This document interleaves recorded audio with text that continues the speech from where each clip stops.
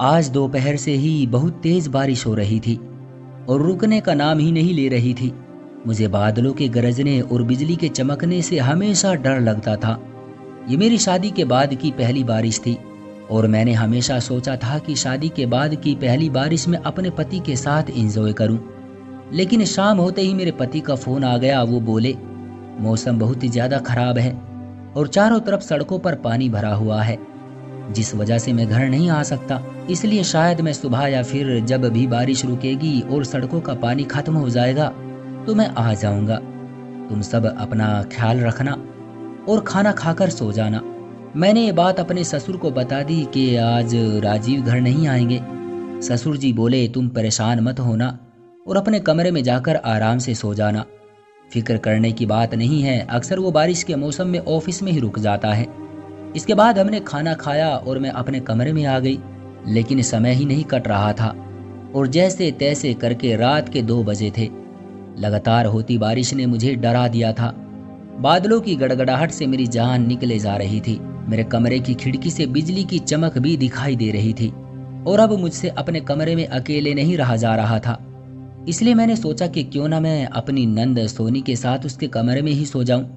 उसका कमरा नीचे था और उसके बराबर वाला कमरा मेरे ससुर का था और मेरा कमरा दूसरी मंजिल पर होने की वजह से मुझे ज्यादा डर लग रहा था और मैं ऊपर अकेली भी थी।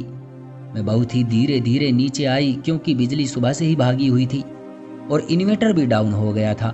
मैं जैसे ही अपनी नंद के कमरे के सामने पहुंची तो मैंने दरवाजे पर जैसे ही हाथ रखा तो वो खुल गया। क्योंकि वो अंदर से लॉक नहीं था इसलिए शायद खुलता चला गया। मेरी नंद के कमरे में बहुत हल्की सी रोशनी थी क्योंकि उसने एक बहुत छोटी लाइट जलाई हुई थी। उसके कमरे के अंदर जाते ही जो दृश्य मैंने देखा उसे देखकर मेरे होश उड़ गए। मुझे लगा कि शायद ये कोई बुरा सपना है या मेरी कोई गलतफहमी है, लेकिन अपनी आंखों देखा कैसे नजरअंदाज कर सकती हूँ। सोनी की गुटी गुटी सिसकियां मुझे सुनाई दे रही थी और जो गंदी हरकत मेरा ससुर यानी उसके पिता उसके साथ कर रहे थे वो भी मेरी आंखों के सामने था। मैं अपनी जगह पर ही ये सोचकर सुन्न हो गई थी कि कोई भी बाप अपनी बेटी के साथ ऐसा सलूक कैसे कर सकता है। इस वक्त तो मुझे मेरा ससुर एक वहशी दरिंदा लग रहा था जो अपनी हवस का शिकार अपनी बेटी को ही बना रहा था। सोनी एक बिन माँ बाप की बच्ची थी जिसकी माँ को मरे एक अरसा बीत गया था।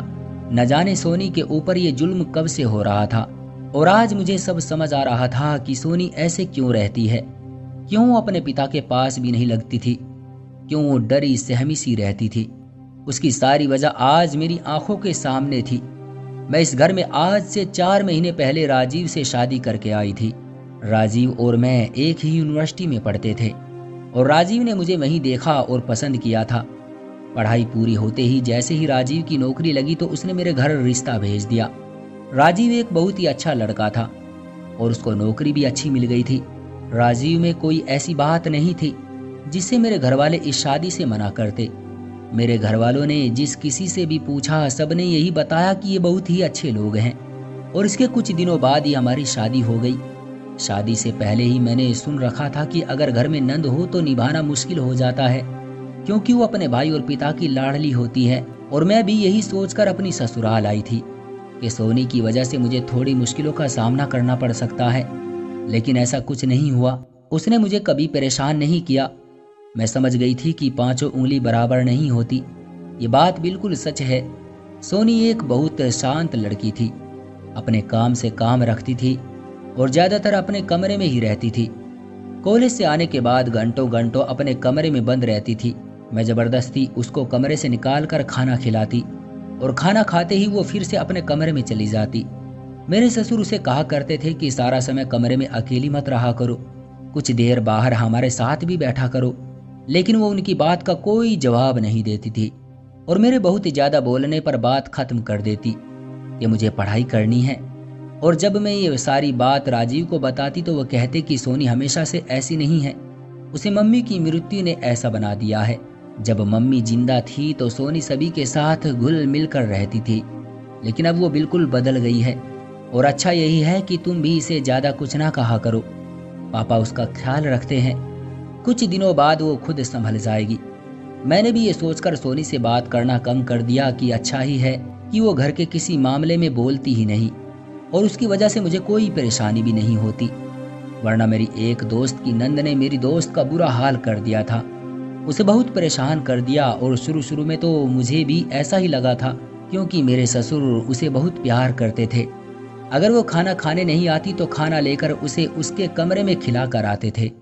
उसकी छोटी छोटी सी बातों का बहुत ख्याल करते थे और ज्यादातर उसके कमरे में ही रहते थे। लेकिन सोनी का व्यवहार उनके लिए बिल्कुल ही अलग होता था। वो उनकी किसी भी बात का कोई जवाब नहीं देती थी। और मेरे ससुर सोनी के लिए अगर कुछ ले भी आते तो उसका रवैया ऐसा होता कि वो चीज उसके लिए कोई मायने नहीं रखती। मुझे उसका ये व्यवहार बहुत अजीब लगता था, क्योंकि मम्मी की मृत्यु के बाद तो उसे अपने पिता के बहुत करीब होना चाहिए था, लेकिन सब कुछ इसका उल्टा था। वो अपने पिता से दूर भागती थी।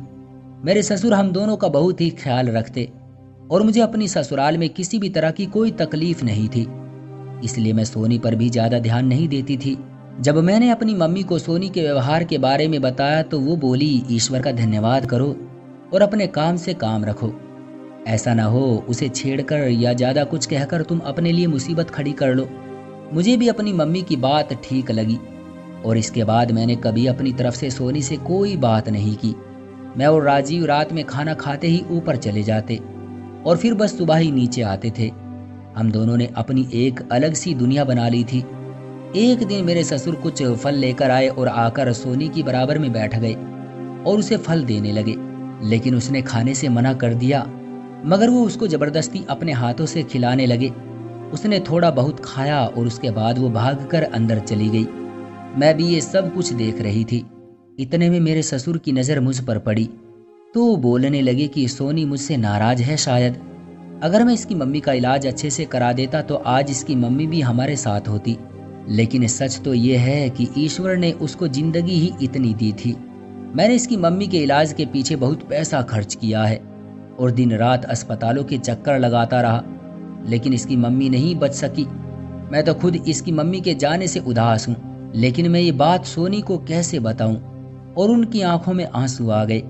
मुझे अपने ससुर की हालत पर बहुत तरस आया और मैंने उनको बोला कि पापा आप टेंशन मत लो, सोनी एक दिन जरूर समझ जाएगी, आप उसको समझाने की कोशिश करते रहो। मेरी बात पर उन्होंने सर हिलाया और फल की प्लेट उठाकर सोनी के कमरे में चले गए और वो शाम तक सोनी के कमरे में ही रहे। यहाँ तक कि मैंने सफाई भी कर दी, खाना भी बना दिया और अब मैंने सोचा कि मैं भी सोनी के कमरे में ही चली जाती हूँ। मगर फिर मैंने सोचा कि इन दोनों बाप बेटी के बीच मेरा क्या काम, और मैं अपने कमरे में चली गई। हमारे घर का रोज का यही किस्सा था। ससुर जी सारा दिन सोनी के नखरे उठाते। कभी कभी तो मुझे सोनी से जलन भी होती थी, क्योंकि मेरे साथ कभी मेरे पिता ने ऐसा नहीं किया था, बल्कि उनको अगर हमें कुछ कहना होता था तो वो हमारी मम्मी को बोल देते थे। मगर मुझे क्या पता था कि मेरे ससुर सोनी के पीछे पीछे इस इरादे से घूमते हैं। अगर बारिश इतनी तेज ना होती और बिजली की आवाज से मैं ना डरती तो मुझे तो इस बात का पता ही नहीं चलता कि मेरा ससुर अपनी बेटी की जिंदगी इस तरह बर्बाद कर रहा है। जैसे ही मैं उस रात कमरे में गई तो मेरा ससुर अपनी बेटी की ही इज्जत से खिलवाड़ कर रहा था और वो अपनी हवस में इतना अंधा हो चुका था कि उसे मेरे कमरे में आने का भी पता नहीं चला। न जाने वो कब से ये सब कुछ सह रही थी। उसका चुप रहना, अपने माँ बाप से चिढ़ना और खुद को सारा सारा दिन कमरे में बंद रखना। आज मुझे सब कुछ समझ आ गया था। जैसे ही मेरे ससुर को मेरे आने का पता चला तो वो पलटा और मुझसे पूछने लगा कि बहू तुम्हें क्या चाहिए, इतनी रात को तुम नीचे क्या करने आई हो। वो मुझे देखकर बौखला गया और उसके चेहरे का रंग भी पीला पड़ गया था। मैंने उसकी किसी भी बात का कोई जवाब नहीं दिया और सोनी के पास जाकर उसे अपने पीछे छुपा लिया। उसकी बहुत बुरी हालत थी, वो कांप रही थी और मैंने अपने ससुर को बोला तुम्हारे लिए अच्छा यही होगा कि अभी इसी वक्त इस कमरे से दफा हो जाओ। तुम जैसे पिता को तो बीच चौराहे पर कड़ी से कड़ी सजा मिलनी चाहिए, ताकि आपको देखकर कोई और ऐसी गलती करने के बारे में सोचकर भी कांपने लगे। लेकिन वो कहने लगा ज्यादा बकवास करने की जरूरत नहीं, सोनी ने तुम्हारे कान भरे हैं जो तुम ऐसा कर रही हो। मैं उसकी ये बात सुनकर बहुत हैरान थी कि ये व्यक्ति कितना बड़ा झूठा है। मैंने सब कुछ अपनी आंखों से देखा है और उसके बाद भी ये ऐसे बोल रहा है। मैंने गुस्से से कहा तुम कितने बेशर्म इंसान हो, इतना बड़ा पाप करने के बाद भी तुम्हें जरा भी पछतावा नहीं। और मैंने कहा अगर तुम अभी भी यहाँ से बाहर नहीं गए तो मैं पुलिस को फोन कर दूंगी। खैर, वो पुलिस की धमकी से डर गया और उसके बाहर जाते ही मैंने दरवाज़ा बंद कर लिया। सोनी की हालत बहुत खराब थी और डर तो मुझे भी बहुत लग रहा था। सोनी मुझसे गले लगकर फूट फूट कर रोने लगी और मैंने भी उसे रोने दिया, क्योंकि न जाने कितने अरसे का ये गम उसके अंदर था। और जब रोते रोते उसे बहुत देर हो गई तो मैंने उसे चुप किया और उसने मुझे बताना शुरू कर दिया कि वो 10 साल की थी जब उसकी मम्मी की शादी इससे हुई। सोनी की इस पहली बात से ही मैं चौंक गई और पूछा कि क्या तुम राजीव की बहन नहीं हो? उसने मना कर दिया और बताने लगी कि मेरे पिता ने मेरी मम्मी को तलाक दे दिया था और उन्होंने मुझे भी मेरी मम्मी को ही सौंप दिया था। और कुछ दिनों बाद मेरी मम्मी ने इस व्यक्ति से शादी कर ली और वो बहुत खुश थी, लेकिन कुछ दिनों के बाद ही इसने मेरे साथ गंदा व्यवहार करना शुरू कर दिया था। मुझे उस उम्र में ही अच्छे बुरे का फर्क पता चल चुका था। मुझे पता चल चुका था कि जिस अंदाज से मेरा दूसरा बाप मुझे देखता और हाथ लगाता है वो गलत है। सोनी सिसकियां लेते हुए बता रही थी कि राजीव अपने कमरे में सोता था और हम तीनों दूसरे कमरे में। मेरी मम्मी के सोने के बाद वो मुझे छेड़ता था और बहुत परेशान करता था। कुछ दिन तो इसने सब कुछ बर्दाश्त किया और फिर जब मजबूर होकर सोनी ने अपनी मम्मी को ये सब बताया तो मम्मी ने उल्टा मुझे ही डांट दिया। बोली, वो तुम्हारा इतना ख्याल रखते हैं और तुम उन पर इतना घटिया इल्जाम लगा रही हो। मेरी सगी मम्मी ने ही मेरी बात पर विश्वास नहीं किया। फिर उसके बाद किसी और को बताने की हिम्मत ही नहीं हुई। मेरे बड़े होने के साथ साथ उसकी हिम्मत भी बढ़ती गई और एक दिन मेरी मम्मी बाजार गई हुई थी और वो मेरे साथ अपना मुंह काला कर रहा था कि अचानक से मेरी मम्मी बाजार से आ गई और उसने ये सब कुछ अपनी आंखों से देख लिया। लेकिन उसने अपने पति को कुछ कहने की बजाय मुझ पर ही चिल्लाना शुरू कर दिया। बोली, तूने ही अपनी जवानी के जाल में इनको फंसाया है, तूने अपनी माँ का घर उजाड़ दिया। और उनको मैं समझाती रही लेकिन उन्होंने मेरी एक न सुनी और उनको ये सब बर्दाश्त ना हुआ और वो जमीन पर गिर गई। जब इनको हॉस्पिटल ले गए तो डॉक्टर ने बताया कि इन्हें दिल का दौरा पड़ा है और इनको कोई बड़ा सदमा लगा है। मम्मी काफ़ी दिन तक हॉस्पिटल में ही रही और उनको इस बात का एहसास हो गया कि मेरी कोई गलती नहीं थी और उन्होंने मुझसे माफ़ी मांगी, लेकिन उस माफ़ी से मेरी इज्जत वापस नहीं आने वाली थी। और इसके 2-3 दिन बाद ही मम्मी की मृत्यु हो गई और अब मेरे सौतेले बाप को किसी तरह का कोई डर ही नहीं रहा था और वो उसी वक्त से मेरे साथ ऐसा करता आया है। मैंने राजीव भाई को भी ये बात कभी नहीं बताई, क्योंकि जब मेरी सगी माँ ने ही मेरी बात का यकीन नहीं किया था तो कोई और क्या करता और मैं यहाँ से भागकर भी कहाँ जाती। मुझ में इतनी हिम्मत भी नहीं थी।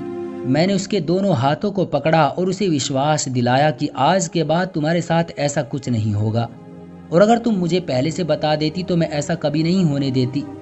जिस पर उसने मुझसे फिर वही बात बोली कि मैं तो वो हूँ जिस पर मेरी माँ ने भी यकीन नहीं किया था और मुझे नागिन आस्तीन का सांप न जाने क्या क्या बोला था, तो फिर आप मुझ पर कैसे यकीन कर लेती। सोनी की इस बात ने मेरे दिल को चीर कर रख दिया था और मैंने बाकी की रात उसके साथ ही गुजारी और सुबह होने के साथ साथ बारिश भी रुक गई और कुछ देर बाद राजीव भी घर आ गए और मैंने सारी बात राजीव को बता दी। राजीव के लिए अपने बाप की इन बातों पर यकीन करना मुश्किल था मगर नामुमकिन नहीं था, क्योंकि वो भी सोनी के बदले हुए रवैये से बहुत परेशान थे।